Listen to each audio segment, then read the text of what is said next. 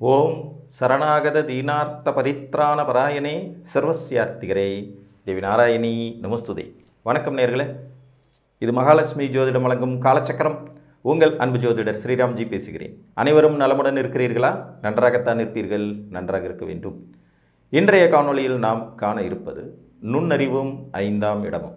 இதான் தலைப்புக்குள்ளே போகிறதுக்கு முன்னாடி நம்மளுடைய ஆன்லைன் வகுப்புகள் வர ஜூன் 22ஆம் தேதி ஞாயிற்றுக்கிழமையிலிருந்து தொடங்க இருக்கிறது. 2025ஆம் ஆண்டுக்கான பேட்ச் வகுப்புகள். இது நம்மளுடைய 9th பேட்ச். உயர்நிலை ஜோதிட புரிதல். உயர்நிலை உங்களுக்கு பேசிக் தெரிஞ்சிருக்கணும். உயர்நிலை ஜோதிட புரிதல் இது.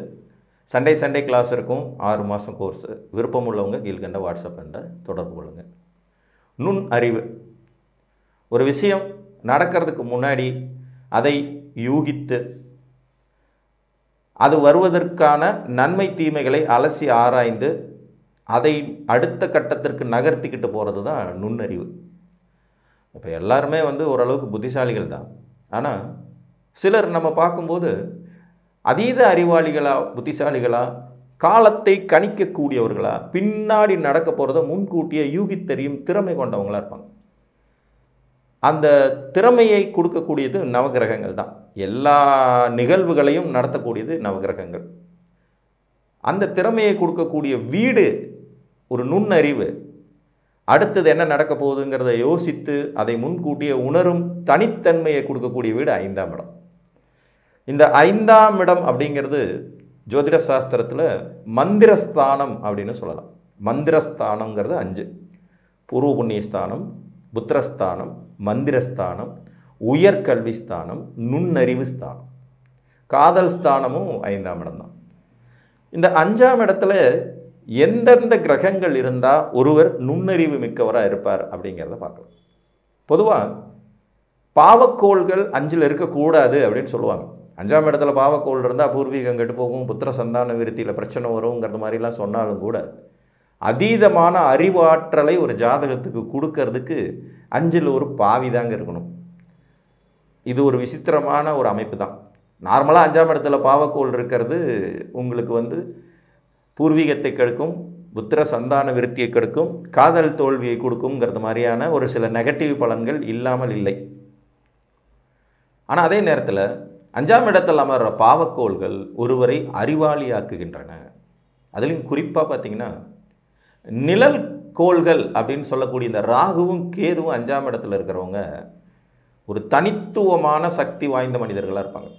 தனித்துவமான சக்தி இவங்களுக்கு பார்த்திங்கன்னா யூகித்தறியும் திறன், நுண்ணறிவு திறன், அடுத்து நடக்க போகிறது, மற்றவர்கள் வாழ்வியல் ரகசியங்கள், மற்றவர்கள் வாழ்க்கையில் என்ன நடக்கும் அடுத்தது அப்படிங்கிறது எல்லாம் யோகிக்கிற அளவுக்கு பவர்ஃபுல்லாக இருப்பாங்க. நீங்கள் எந்த லக்னத்தில் பிறந்திருந்தாலும் சரி, இந்த 5ஆம் இடத்துல ராகுவோ கேதுவோ உங்களுக்கு உட்கார்ந்துருந்தாங்கன்னா கண்டிப்பாக நீங்கள் அடுத்தவங்க வாழ்வியல் ரகசியத்தையும் சேர்த்து கண்டுபிடிக்கிற அல்லது அடுத்து நடக்க போகிறது என்ன அப்படிங்கிறத உணர்ந்து அதற்கு தகுந்தாற்போல் உங்களை வடிவமைத்து கொள்ளும் சாமர்த்தியசாலிகள் தான். இதில் இன்னொரு பியூட்டி, அவங்க உட்கார்ந்த இடம் ஒரு இயற்கை சுப வீடாகவும் இருந்து ஏதாவது ஒரு சுப கிரகமும் அந்த வீட்டோடு தொடர்பு கொண்டுருச்சுன்னா இந்த நுண்ணறிவுனாலேயே வாழ்வியலில் மிகப்பெரிய உயரத்துக்கு போயிடுவீங்க. ஒரு உதாரணமாக, மிதுன லக்னத்தில் நீங்கள் பிறந்திருக்கீங்க. 5ஆம் இடம் துலாத்தில் ராகு உட்கார்ந்துருக்கார்.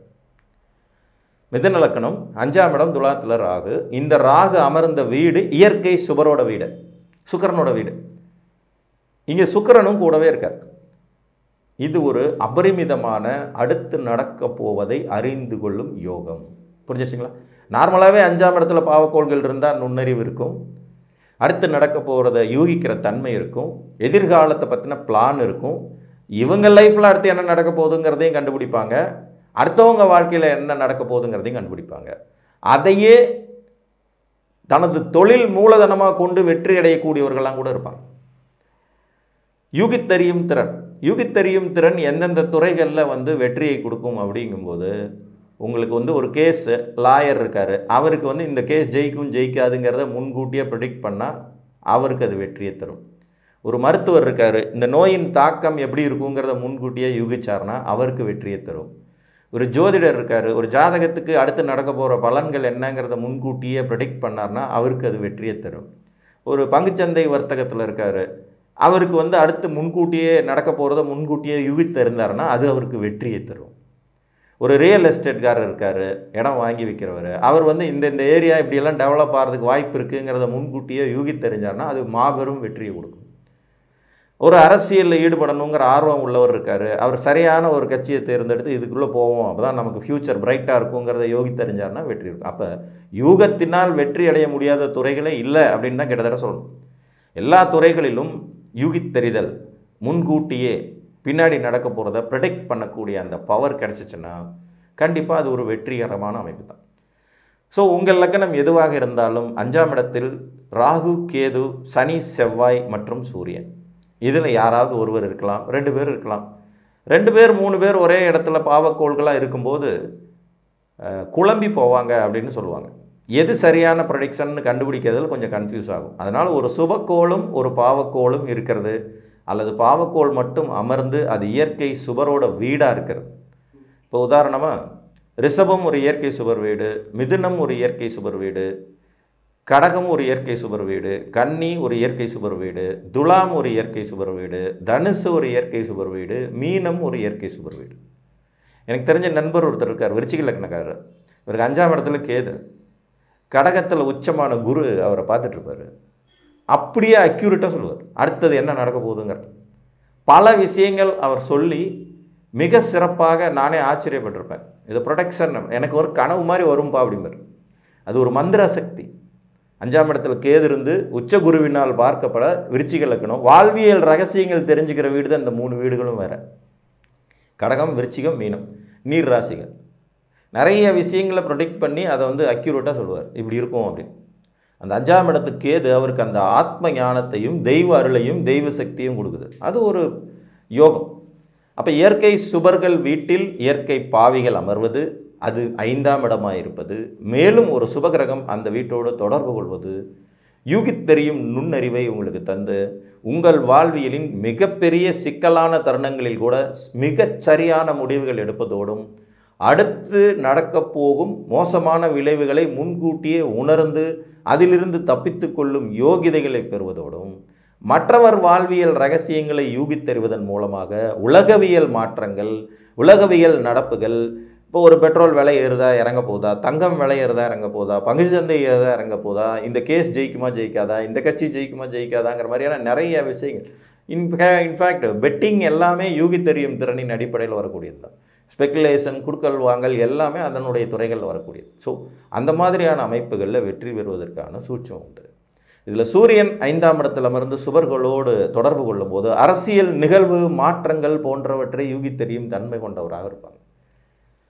சனி பகவான் வந்து 5ஆம் இடத்துல வந்து பாவியாக உட்கார்ந்து அதில் வந்து சுப கோள்களோட தொடர்புகள் அல்லது சுப வீட்டில் அவர் உட்காரும்போது பார்த்திங்கன்னா எதிர்காலம் பற்றிய அற்புதமான சிந்தனைகள், தனது வாழ்வியல் முறை, ஆயுள் பலம் மற்றும் உழைப்பினால் நம்ம எந்த அளவுக்கு உயர போகிறோங்கிறது எல்லாமே ப்ரெடிக்ட் பண்ணிக்குவாங்க முன்கூட்டியே. செவ்வாய் வந்து 5ஆம் இடத்துல உட்காந்து அது ஒரு இயற்கை சுப வீடாக இருக்கும்போது பார்த்திங்கன்னா ஆட்டோமேட்டிக்காக இவங்க வந்து அந்த ரியல் எஸ்டேட் துறை செவ்வாயின் காரகத்துவங்கள் சார்ந்த விஷயங்கள் முன்கூட்டியே ப்ரெடிக்ட் பண்ணி நல்ல விதமான சக்ஸஸ் பண்ணக்கூடிய வாய்ப்புகள் ஏற்படும். ராகுவும் கேதுவும் மந்திர சக்தி கிரகங்கள். ஸோ இவங்க வந்து அடுத்தவங்க வாழ்க்கை ரகசியத்தையே கூட உங்களுக்கு தெரிஞ்சுக்க வைக்கிற அளவுக்கு பவர்ஃபுல்லான கிரகங்கள் ஆவாங்க.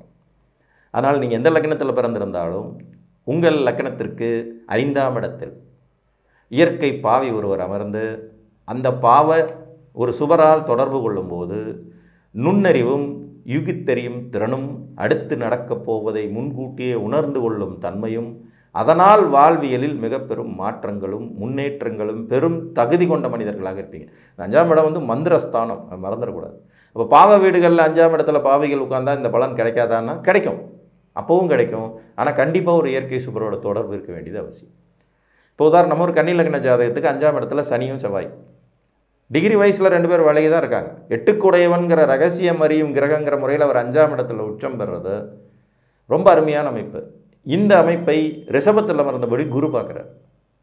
ரிஷபத்தில் அமர்ந்தபடி குரு பார்க்குறார். சனி செவ்வாய் 2 பேருமே பார்க்குறார். ஸோ இது இவருக்கு வந்து அந்த யூகித்தறியும் திறன், பங்கு வர்த்தகத்தில் ஈடுபட்டு வெற்றி பெறக்கூடிய அமைப்பு, ஸ்பெகுலேஷன் மூலமாக சக்ஸஸ் ஆகக்கூடிய யோகிதைகள் எல்லாமே இருக்கும். ஆனால் அதே நேரத்தில் 5ஆம் இடத்துல உட்கார்ந்த சனி செவ்வாய் இவருக்கு ஆண் வாரிசை கொடுக்கவே இல்லை. 2 பெண் குழந்தைகளை மட்டுமே கொடுத்து அந்த வாரிசு இல்லை அப்படிங்கிற ஒரு விதியை கொடுக்குது. பூர்வீகத்தில் இல்லாத நிலையை கொடுக்குது. வெளியூரில் போய் முற்றிலும் புதிய சூழலில் வசிக்க வேண்டிய சூழ்நிலை கொடுக்கும். நேச்சுராக 5ஆம் இடம் கெட்டால் என்ன ஆகுமோ, பாவிகள் உட்கார்ந்தா கெடுங்கிற அந்த விதியும் நமக்கு பொருந்தும்.